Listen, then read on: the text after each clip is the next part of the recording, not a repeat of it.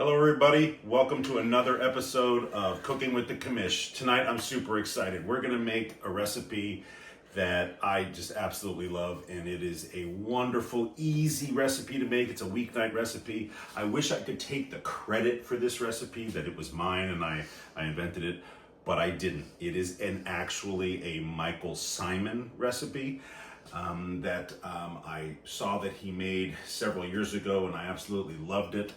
And it's just one of those things, you know, as a chef and as a cook, part of the great thing about doing this is we see a recipe that we like, and we change it, we tweak it, we kind of make it our own. So that's what I have done with this recipe. It is absolutely delicious. Michael, I'm sorry, my friend. I have a lot of respect for you. I've been watching you for years. You have taught me so much. But I think I make this recipe better than you. So if you happen to see this and you want to come to Maryland and have a throwdown, St. Mary's County, Maryland, Cooking with the Commish, buddy, I'd love to have you come out and do this. So we're going to jump right into this recipe. This is a fantastic recipe. And as I walk through it, I'm going to explain the differences between my recipe and Michael's recipe. So here we go. So we're going to start off with about 4 healthy tablespoons of a dark roasted peanut butter. Michael uses a regular peanut butter. I use a dark roasted peanut butter because I think it gives it a little richer depth of flavor. So we have 4. Where can you get a dark roasted peanut butter? You can get a dark roasted peanut butter at any good grocery store. Safeway, Harris Teeter, any of those stores, they should have it on their shelves. If you can't find a dark roasted peanut butter, don't worry about it. Use any peanut butter. Also for this recipe, any nut butter would work. If you're allergic to peanuts, almond butter, cashew butter, any butter, nut butter would work for this. So don't worry about that. To this, we're gonna add some sesame oil. I use a dark roasted sesame oil. Again, I just think it gives it just a nice depth of flavor. We're gonna add, about 2 tablespoons of a good dark roasted sesame oil. To that, I'm also gonna drop in some sesame seeds just to carry that sesame flavor over just a little bit more. One other difference between my recipe and Michael's recipe is I think it's delicious with a little fresh ginger. That just really, for me, just really makes this really pop, gives it that Asian kind of feel to this recipe. So delicious and very good. Not too much, we don't need a whole ton of it because the ginger is very potent. I think that should be enough. There we go.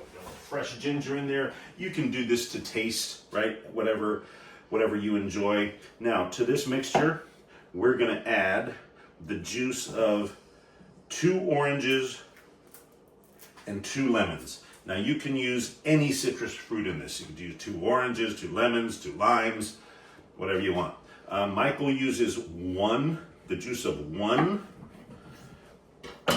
orange and 1 lemon. I think it needs a little bit more than that just to make it work and to really mix up very, very well. So that's what we're gonna do here. And you know what, to make this a little bit easier, I'm gonna use my fancy juicing tool that is actually from the early days of the 1700s. This is what they used to use. And I got this, I forgot where I was, at a show or somewhere on one of the local museums here, and there was somebody out there selling them, and I thought this was the coolest thing I ever saw, and so I got one. I'm also going to use the zest of one orange, and remember, always zest this way, don't do it the other way because you can't see what you're getting. You want the orange part of the lemon peel The orange peel. The orange peel, the orange peel, correct? The orange peel and not the white part because that can be very bitter. But we want to make sure we get that in there.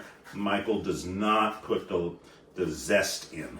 I do. I think it just gives it, that extra pop of citrus, which is so important in this recipe. And then we will go ahead and slice this in half.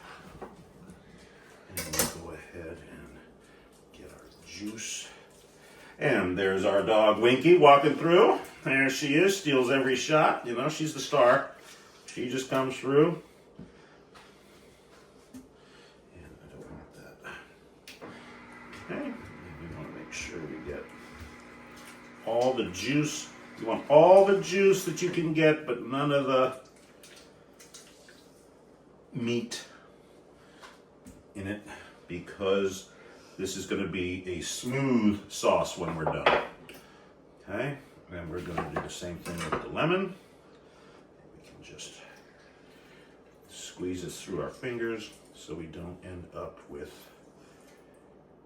a bunch of seeds in our sauce. So is that a seedless orange? This was a seedless orange, yes, but very, very rare do you ever find a seedless lemon.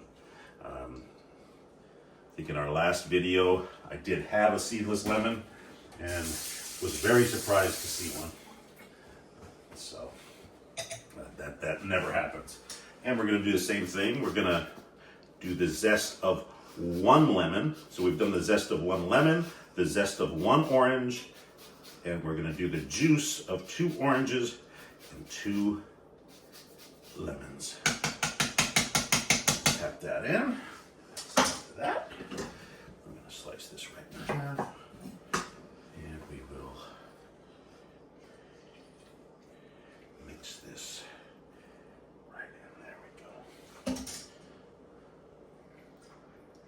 Now, the next step in this, in Michael's recipe, he says that he would add a sweetener, a maple syrup or agave nectar, or even some sugar, some brown sugar, any honey, anything would work. I personally don't like it. I think the sweetness of the juices that we've put in here and the natural sweetness just off the peanut butter itself does it very well, takes care of it. So what we want to do with this is we want to mix this well and give this a good whisking so it becomes a smooth sauce. Just make that happen. We don't want to make a mess, but we want to give it a good, there we go. Exactly what we're looking for. We want to whisk this until everything is all incorporated in.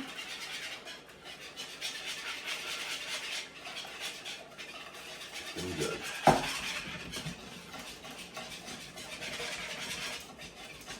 I'm going to add just a touch more of the sesame oil. And we want a little bit of salty in here as well, so we're going to add a little soy sauce. All right, not too much, just about 2 teaspoons. And we're going to mix that in, and that's going to give it our little saltier, that kind of salty, sweet component to this. And there we go. So we have that very well mixed. Jen, you got that in the shot there? Excellent. Okay, we're going to put that aside for the moment. Put that aside. Move some of this stuff off. Okay, then we are going to get... Now, I like this recipe with a Cornish game hen. Michael cooks this recipe with just chicken. So I think the Cornish game hen is a little bit sweeter of a meat and just cooks a little easier. We don't want any water on this pan here. I took these Cornish game hens out of the refrigerator about 20 minutes ago because you want to let them rest. Because the last thing you want is to put something cold into the oven so the outside cooks faster than the inside. So these have been sitting out just resting and coming to room temperature for about 20, maybe 30 minutes at most. So, now I know some people are going to say, well, I don't eat meat, so what else can I do? So if you don't eat meat and you're not, you're not into that, cauliflower works great. Now, you wouldn't, if you're a vegetarian, obviously, you would not put your vegetable on the same tray as your meat, but I'm not a vegetarian, so here we go. So we're gonna put that right on the pan. You could substitute this out very easily. So here we go. Now I go, okay. Now, what we're gonna do, take this out. We are gonna salt our chicken, or Cornish game hen, liberally with a good kosher salt. Please don't use iodized table salt. That's what makes food taste salty, is iodized salt. Good kosher salt brings out the flavor of the meat and opens your palate to accept that.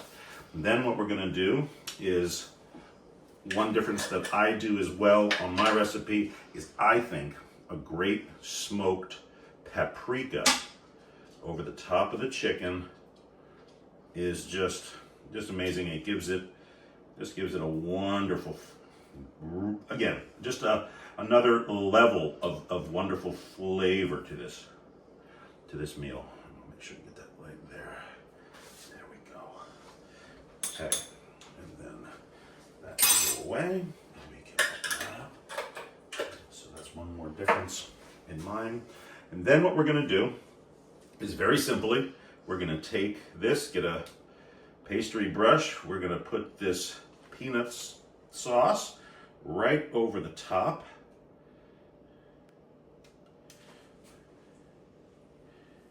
Okay. And sometimes I get clipping along and I forget things. So what I'm gonna do also, before we get too carried away, is I am going to reserve about that much of this sauce for our plating when we're ready to plate. So then what we're going to just do very simply is brush this on generously. I want to make sure we get everywhere with this, all over, and just gonna be absolutely delicious. And once we get this done, we're gonna put it in an oven at about 400 degrees. Okay, we don't want to cook it much hotter than that. I usually like to cook, chicken and things like that kind of hot and fast, between like 400 and 475, but because of the sweetness in this glaze, we don't want to do that because it'll burn. I want it to brown and look beautiful, but I don't want it to burn. And this cauliflower is gonna cook the same length of time as the chicken, so we're not gonna worry about that. So it's gonna be beautiful. It's gonna be crispy on the outside and nice and caramelly on the inside. And I think we have that looking pretty good. Make sure we get all the sides, make sure you really get around. And this is just such a fantastic recipe. I'm gonna drop that in there, put that aside. Then we're gonna pop this in a 400-degree oven right now.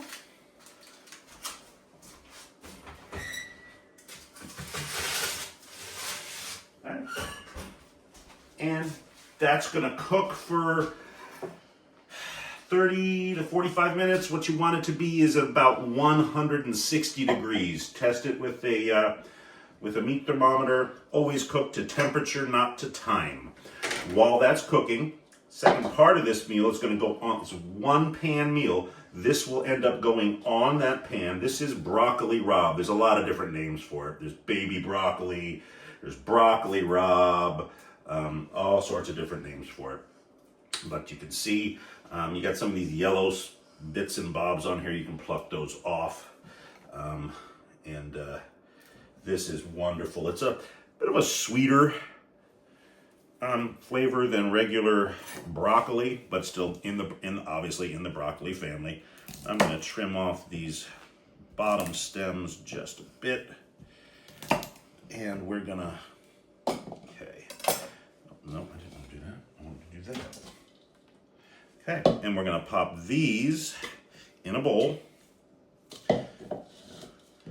and these are gonna go in on the pan when the chicken when the chicken is about, or the game hens are about 10 minutes out, 15, probably better actually 15.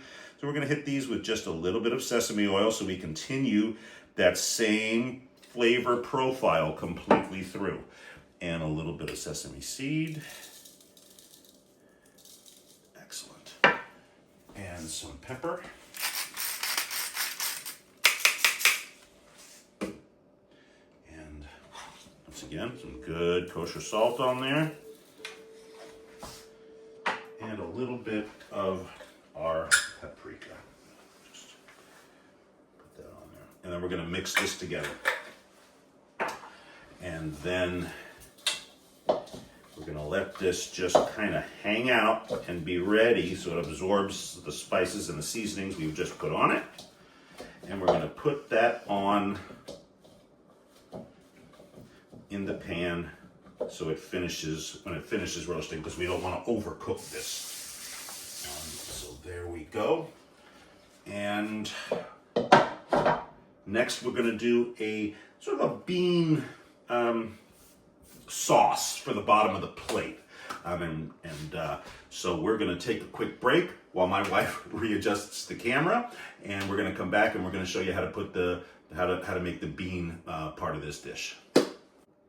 Okay, we're going to start the bean, I'll call it a bean mash, almost a bean sauce that we're going to do. It's good because we can be a little bit healthier than a mashed potato or something. A lot of people trying to be a little healthier these days. So let's jump into exactly how we're going to make this. So Jen, if you want to zoom in on the pan here, we can put this together. We're going to start with a good olive oil. We're going to put it in our pan right here, about 2.5 tablespoons of a good olive oil. We're going to let that get warm. And remember, always add any oil. Don't ever add oil to a cold pan. Always add your oil to a warm pan. And we're going to add some shallots. Once again, Michael does not put shallots in his portion of this meal. I think it adds just another depth of flavor to it, and as the onions cook in it, it brings a little sweetness to the dish as well. And we're just going to let the shallots are going to cook very quickly. There we go. And we're going to add our garlic. This is 3 cloves of garlic that I have sliced, and we're gonna see how that is right there. Jen, can you see that? Mm-hmm. Okay, and that's just gonna cook in real nicely, and we're gonna let this just simmer as we go with this. And I'm gonna, once again, we always want to continue that flavor profile. And I want to use up these sesame seeds, so we're going to just drop some sesame seeds right in there as well. And we're going to buzz this up in a food processor to finish it, and put it on the bottom of our plate. Oh my gosh, that smells so good. Yeah, it does. Oh, this is, I'm just saying, right here, this is a chef's aromatherapy. That's all I got on that. So once our garlic starts to get just a little translucent, these are some cannellini beans that I have rinsed earlier. 1 can of cannellini beans, and we're going to put those in here. You could use any bean: black bean, garbanzo bean, kidney bean, Great Northern. Really, any bean would work in here. These just happen to be my favorite. Yeah, and my wife's favorite, and this is what I had in the cupboard. So there we go. And we're gonna let those just kind of get warm and come up to heat. And we're gonna add 1 cup of a good chicken stock. Mix that in. And these are just gonna simmer on the stove for about 20 or so minutes. I'll taste this to see if we need any salt. Oh yeah, needs salt, needs a little pepper. I'm gonna hit it with a little salt and a little pepper. Fresh ground pepper right in there. I'm going to give that a stir, and we're just going to let these simmer while our Cornish game hens and our cauliflower cook in the oven. I'm going to keep that on a real low flame and just let them hang out. And then when we come back, we're going to show you how to put this meal finally together. Okay, so here we are. Our chicken's been cooking, or actually our Cornish game hen has been cooking, and we're going to take it out of the oven. We're going to add our broccoli rabe to it, and we're going to pop it back in and let that finish off. But first off, I wanted to make sure I give a big shout out to my good friend Miss Arlene, who made me this apron. I'm a bourbon drinker, and my crazy apron for this episode is "I think you're neat" and a good bourbon. So let's jump right into seeing what it looks like. I haven't taken a peek at it yet. Oh, smells fantastic. Absolutely looks amazing. Let's move this over and we'll trim it down. Now that's what I'm talking about. Look at that. Absolutely beautiful. It's cooking up just gorgeous. And we're gonna go ahead and we're gonna take this broccoli rabe and we're just gonna, actually, let me see if here's here a little bit. Let's use some togs. Let's make this a little easier on everybody. We're gonna just put this around our chicken, get it in there in that beautiful juice. It's gonna cook in there. Oh, it's gonna be so amazing. My wife loves the veggies, so I always try to cook with lots of veggie. Lots of veggies going on here. And it makes just, look how beautiful that looks. And these are just gonna roast and caramelize for about the last, 10, 15 minutes of cooking time on our chicken. It's not quite done, or our Cornish game hen, it's not quite done yet.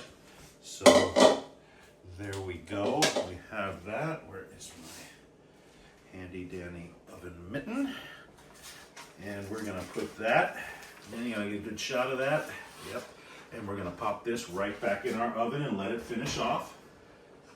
And while we're doing that, while that's finishing, we are going to put our bean sauce together. This is going to go on the bottom of the plate when we go to plate. So first thing we're going to do here is we're going to take our beans that have been simmering for about 20 or so minutes. And they look beautiful. I'm going to bring them over so you can see them on the camera. I'm actually zoomed in right there, so just show me there. You good? Can you see that? Turn it a little bit. Turn a little bit? How's that? Well, I can see pan. You can see pan. How about that? There you go. Look at me making things difficult. Okay.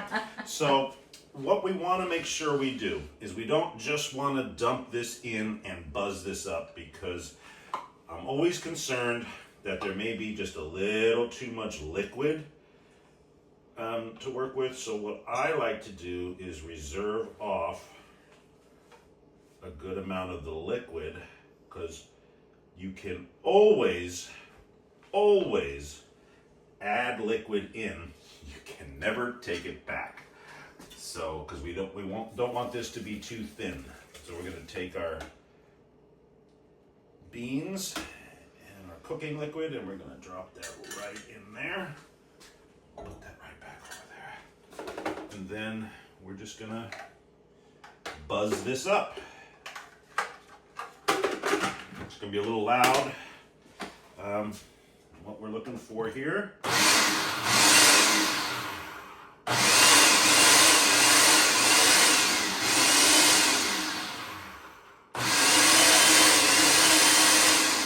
just want to make sure.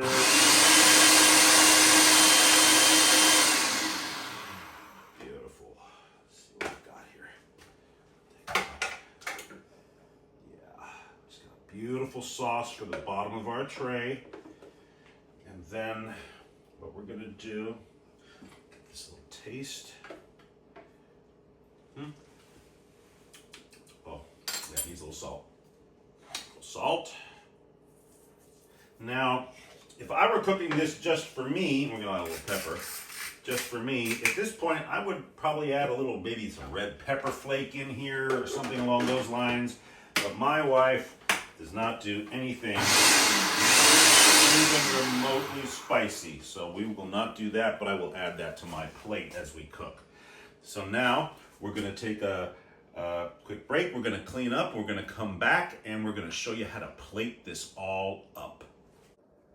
Okay, we're back for the final plating. So we have our, okay, I'm just going to buzz this up again real quick. This is the same sauce that I did, but it's been sitting a little bit, so I want to make sure that we've got that well mixed. And we're going to take this right off.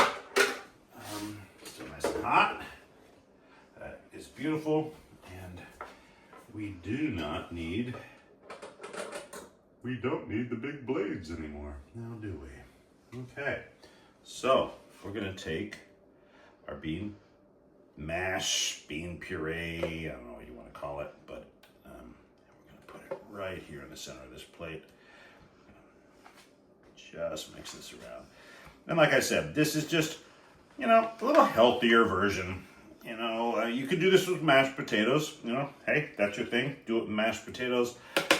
For me, just a little bit of a healthier version. Lots of protein in this, and yeah, so we're all trying to be a little healthier these days, so why not, right?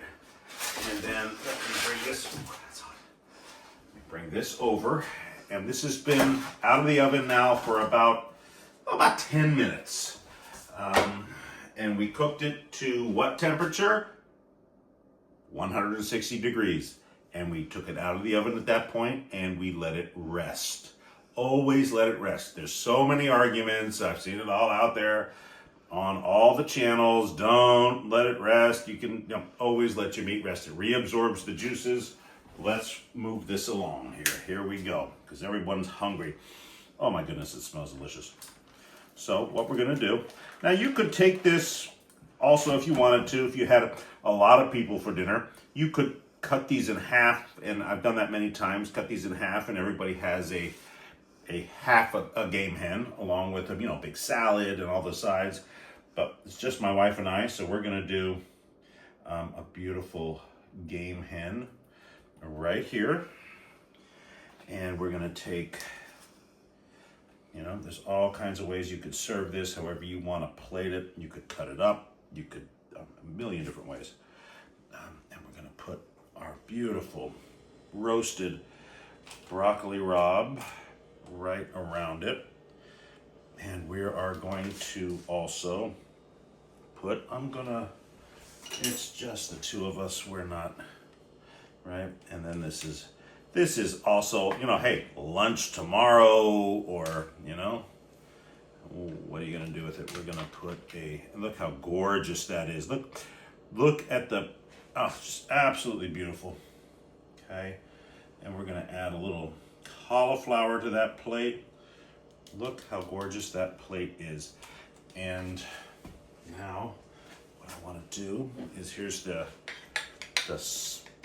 little bit we reserved before, just to give it a little drizzle around, give something to spoon into maybe and really enjoy. Okay, look at that. We're gonna do that. And don't let please do not let these beautiful pan drippings, rinse this off a little bit. Don't let the gorgeous pan drippings go to waste, because this has got that wonderful kind of umami flavor of the peanut butter and the ginger and the orange juice and the orange peel and everything all in it. So we want to make sure we get that on the plate, and we want to make sure I had a little just cilantro in the refrigerator, and I thought, you know, what the heck, why not put a little cilantro around this? And here you go. What a beautiful meal. Very easy. You saw how simply it came together. A beautiful Cornish game hen with a peanut butter and soy sauce, ginger, sesame sauce on top, along with the beautiful cauliflower and some gorgeous broccoli rabe. And what a healthy, great meal for your family. And also, just want to say, right now, these Cornish game hens, I spent, for 2 Cornish game hens, I spent about $7 when you think about it, and add in the broccoli rabe and the cauliflower. You could easily feed, if we cut these in half, you could easily feed 4 people. So you're looking at, really for 4 people, you're looking at about $2.50, maybe $3 a plate. What a great meal for what a very, very inexpensive price. So hope you try this. Please like and share my this YouTube video. Your likes and your shares are votes to me. So come on, I'm an elected official. Give me your vote. Give me your thumbs up. If you see something you'd like me to make, please do. If you have questions, please hit me with your questions. Looking forward to the next episode. Hope everybody has a great evening.